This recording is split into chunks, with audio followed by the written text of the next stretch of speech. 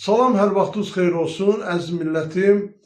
Demək, bilirsiniz ki, bir həftəyə yaxındır, bir həftədən də çoxdur bu İrandakı qarşılıqla bağlı bütün məsələləri bilirsiniz. Yəni, bunu təkrarlanmağa ehtiyac yoxdur və bunun fonunda demək, bir neçə məsələlər qalxıb, meydana çıxıb. Ondan da biri cəmaatın özü, demək,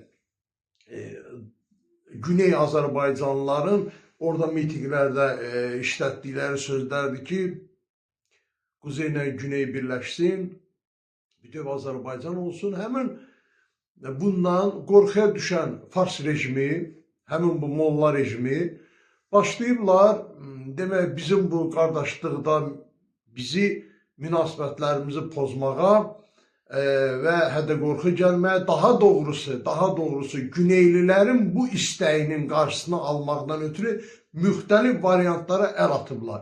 Bunların birincisi də indi bu videoda sizə göstərəcəyim videoda görəcəksiniz. Buyurun, baxın, sonra mən davam edəcəm.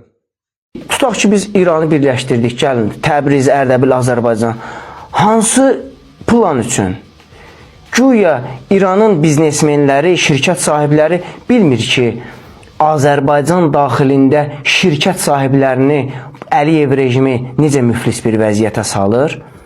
Yəni, bir az şuuru olan, ağlı olan nəyə görə Azərbaycana birləşməlidir ki? Niyə bunu istəsin ki? Bəli, İranda siz kifayət qədər ölkəsinin siyasəti ilə razılaşmayan tapa bilərsiniz. Bu təbii bir haldır. Amma bu o demək deyil ki, İran Azəriləri öz ərazilərini, Təbrizi, Ərdəbili gətirsin, versin Kürd mafiyasına. Güya bunlardan xəbəri yoxdur. Siz Azərbaycan xalqı üçün nə gün ağlamısınız ki, milyonlarla İran Azəriləri üçün də həmin günü ağlayasınız? Oradan durub deyir ki, mən 50 milyon Azərbaycanın prezidentiyəm. Sən 10 milyona sahib çıxa bilmirsən.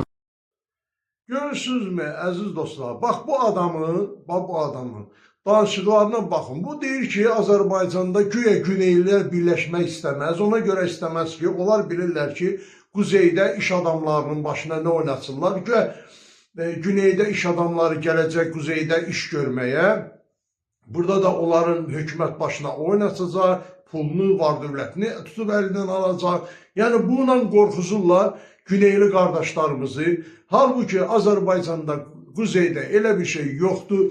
Hansı iş adamının əlinə varını, yoxunu tutub alıbsa, həmin iş adamının adını, soyadını qoysunlar ortaya, görək kimdir, hansı iş adamıdır ki, Azərbaycanda onun başına boyun açırlar.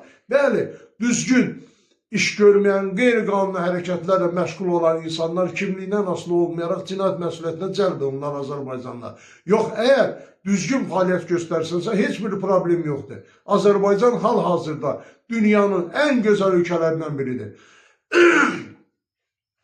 Həm siyasi sabitlik, həm ictimai, həm digər irəliləmələr, inkişaf, mədəni inkişaf, idman inkişafı və saymaqla bitməz.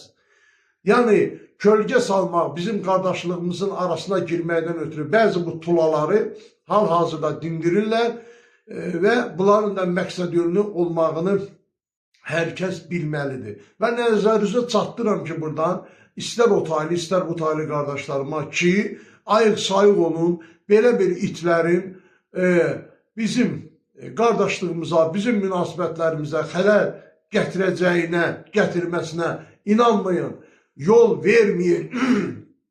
Mən yenə təkrar edirəm. Bax, mənim bu videomun altından yazılar yazılacaq, mən ona əhəmiyyət vermirəm, moderator tərəfindən dərhal silinəcək yazılar. Çünki bu bəzi adamlar, indi həmən bu itə dəstək verən adamlar mənim videomun altından yazılar yazacaqlar özlərinə xas qaydada. Buradan hər kəsə aydındır, hər şey dünyanın hər yerində göstərirlər.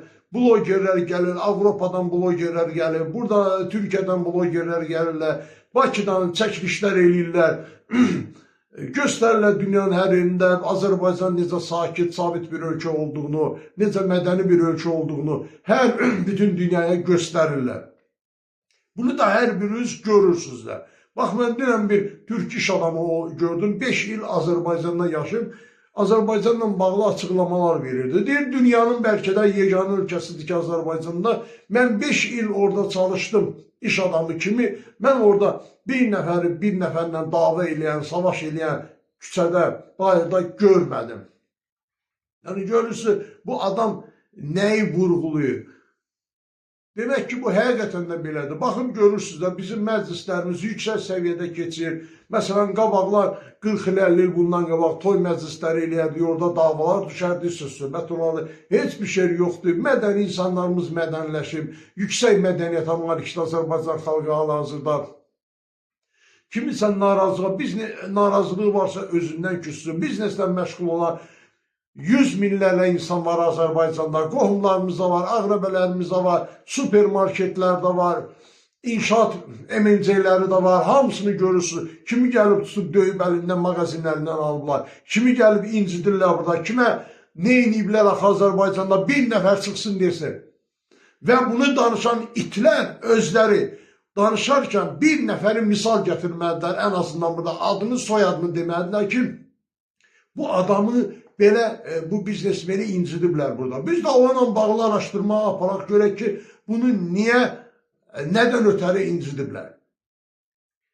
Fars Molla rejiminin Azərbaycana qarşı bu dönəmdə də belə bir vaxtında can verir, öz canının hayına qalmaq əvəzinə bu günlərdə Azərbaycana qarşı təxribatla məşğuldur. Ona görə də biz buradan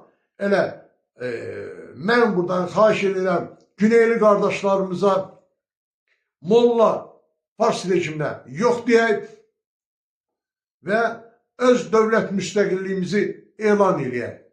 Başqa yolu yoxdur bunun. Çünki yenə də təkrar edirəm, görürsünüz ki, bunlar ölüblər. Canının hayına qalmaq əvəzinə Azərbaycanda təxribatla məşğuldurlar. Çox sağ olun əziz millətim. Tanrı Azərbaycanı qorusun, Tanrı Türkü qorusun. Eşq olsun bu millətə, eşq olsun bu dövlətə.